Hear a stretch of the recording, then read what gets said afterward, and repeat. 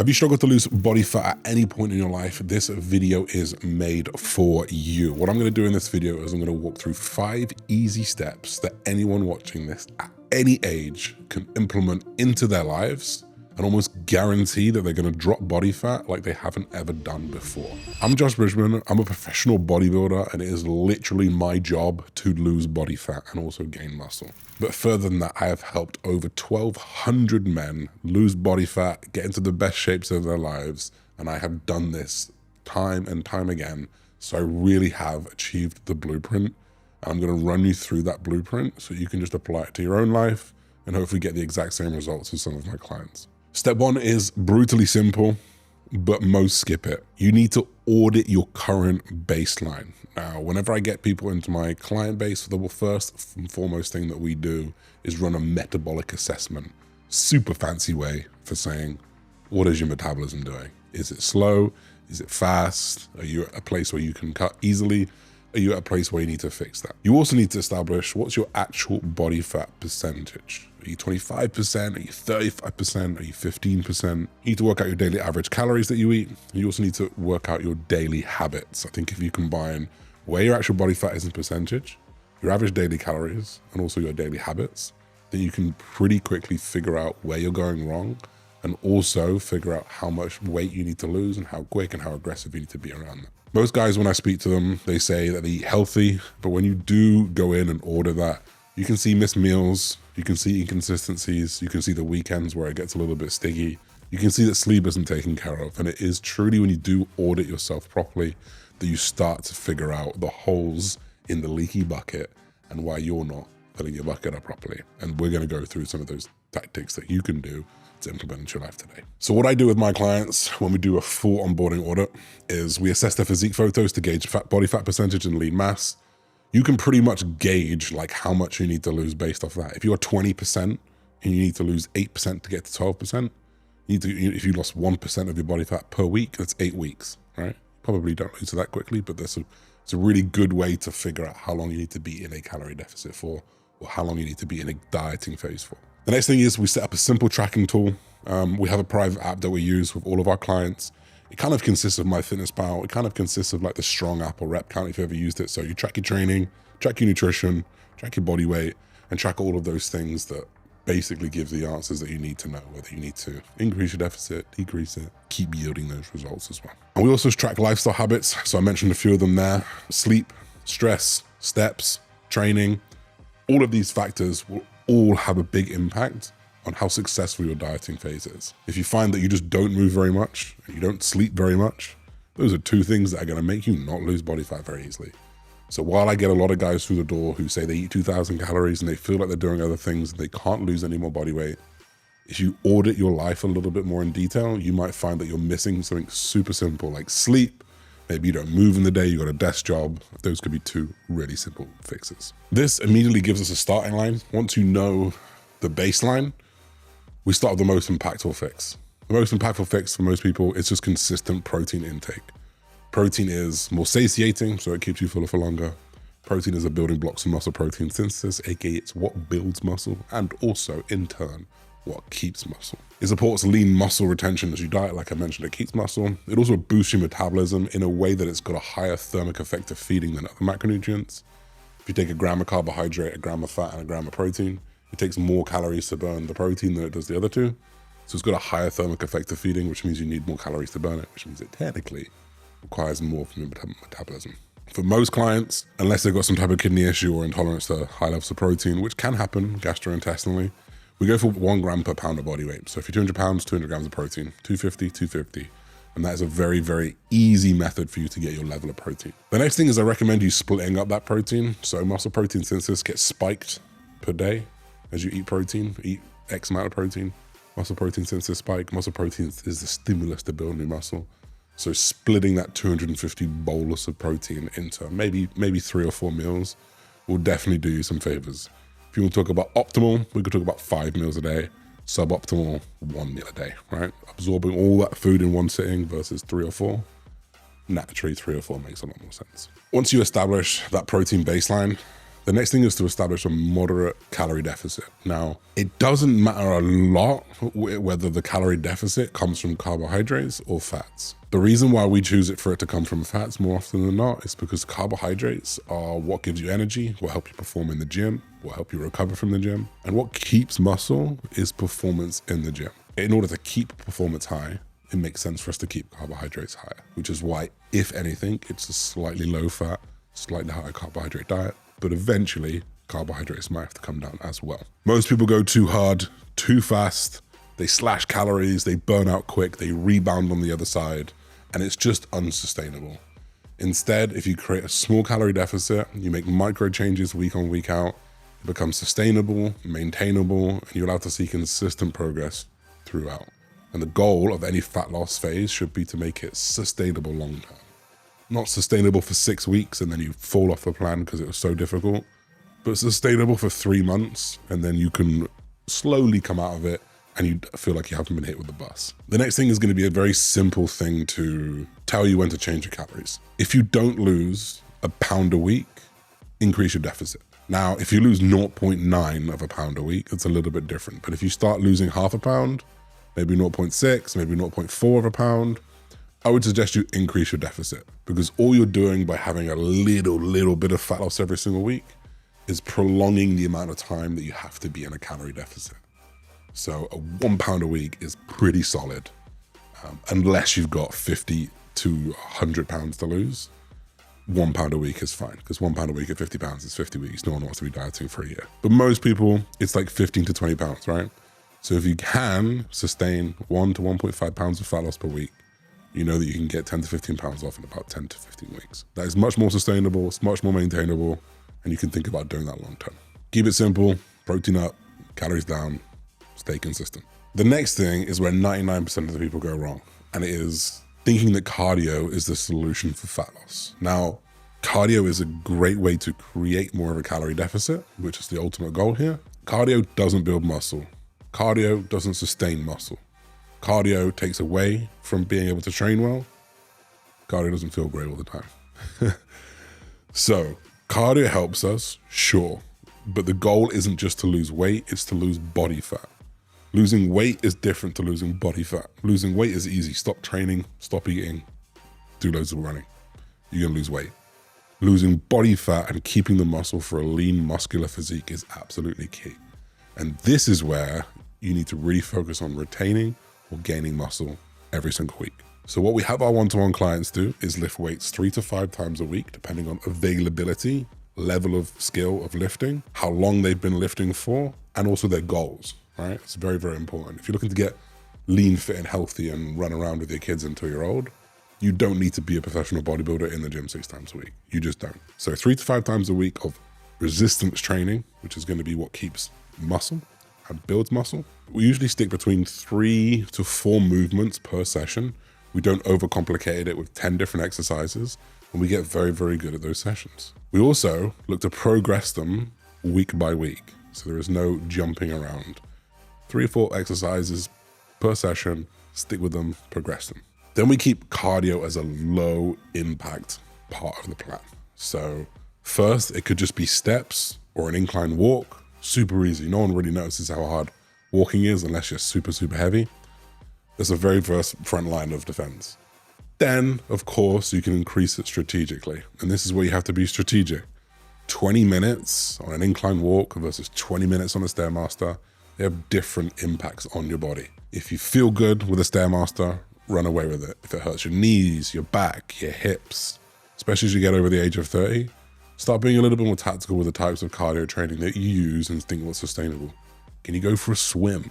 You know, can you go for a light jog? Can you row? There are other ways that as long as you're getting the calorie output, it's exactly the same result. So always think when you're implementing your cardio, what's gonna have the minimum effect on my fatigue level and minimum effect on my joints with the same calorie output. I think that's a really, really key way of thinking to get your cardio in. Just to add on top of that, we also use with our one-to-one coaching is performance tracking sheets. So performance, like I said, is everything. What built your muscle is what's gonna keep your muscle. If you've not built muscle before, it's what's gonna build your muscle. So our clients will not just go through the motions, they will chase more strength, even in a deficit. They'll apply the metrics of hypertrophy, which is muscle damage, volume to the muscle, tension through the muscle. And that is the difference between like looking skinny and then looking like 10 to 12% body fat and looking like, yeah, you lift and you take good care of yourself. So if you can track your lifts, whether that be through a coaching app or whether that be through a private app, I think you're gonna have a much better time at keeping muscle and burning your body fat long term.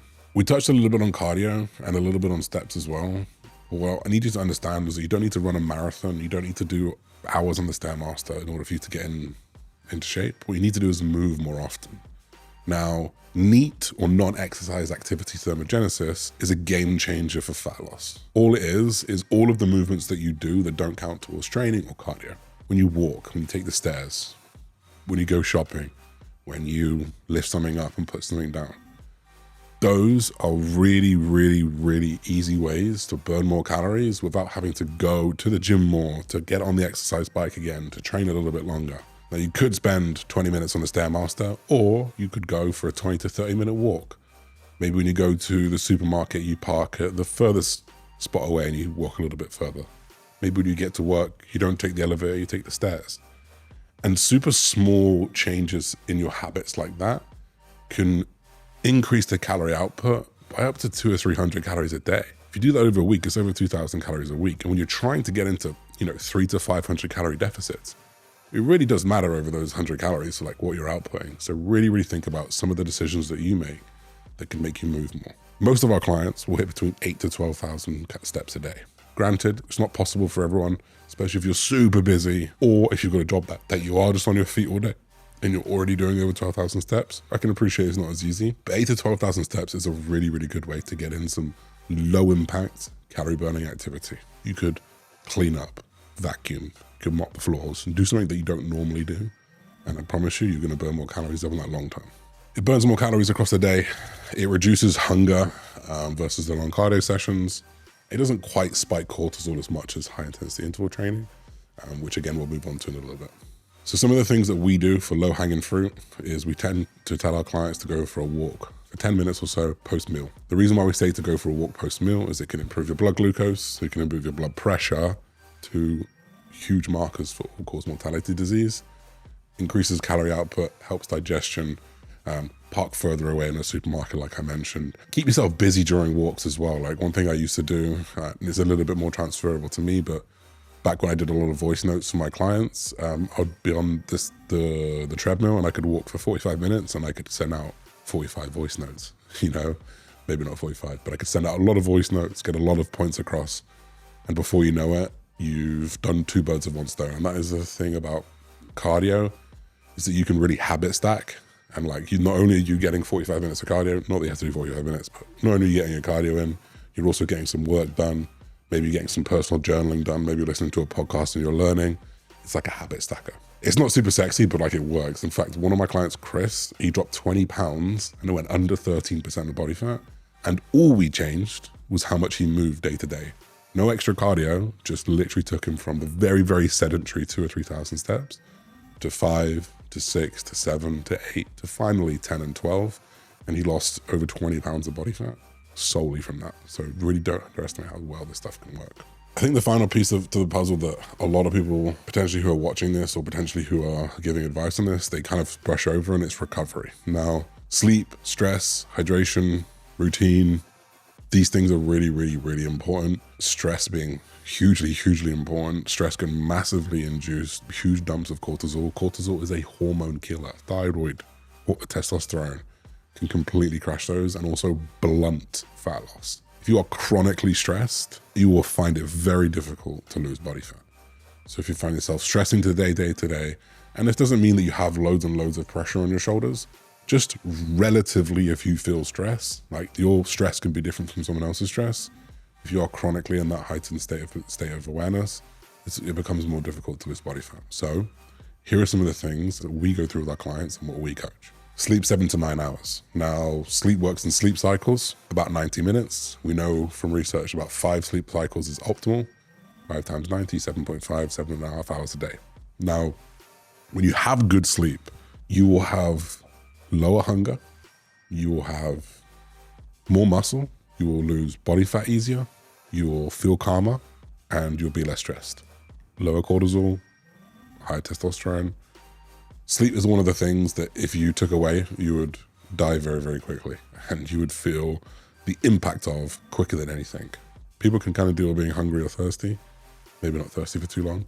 When you're very, very sleepy, you just can't think, and you can't do, and you can't put effort in. So sleep is super important. Manage stress. Now, there's a lot of things that you can do to implement stress. Some of the things that we do with our clients is really, really focusing on the stress that you can control.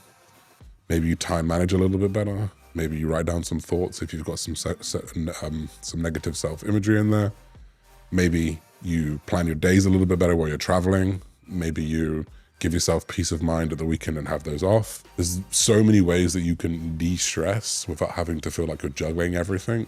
It's just about how you plan ahead for it. So one of the things we do with our clients is we dissect their week. When they onboard with us, it's like, what are your non-negotiables for the week? What happens every single week? Meal with the wife, meal with the kids, meal with the husband, whatever it is, combined with what's the maximum amount of time you have available to dedicate to your goal, right? If you've got those two questions answered, you know how much time they've got, you know what's non-negotiable. You plan in the non-negotiable first, you fill in the time that's available. That way, you really can just avoid like getting stuck with times when you're like, oh no, I didn't do my cardio. Fuck, how am I gonna do this? Okay, I'll squeeze it in there. Then I'm gonna miss this meeting, and then my wife's gonna be annoyed at me because I missed dinner, and then the stress builds and it gets harder. No, make a plan. Here's your week. This is when you do things. If you miss one, okay, then we deal with that when you get there. But if you can plan it in, you can prepare much better. The next thing is actually consistency. So there's a lot of all or nothing mindset, and I think it's quite dangerous sometimes. The all or nothing mindset of I'm either all in or I'm all out, and sometimes it just doesn't work like that, especially when it comes to what you eat every day and what you do every day. Sometimes you can't control those things. Maybe you've got work dinners. Maybe the wife wants to cook for you. Maybe you're going out with the boys, right? Well, you can't take that one moment that you eat off or you go for a few drinks and say, I'm out. It's nothing again, right? So all Monday to Friday, and then nothing Saturday and Sunday, and then back in Monday to Friday.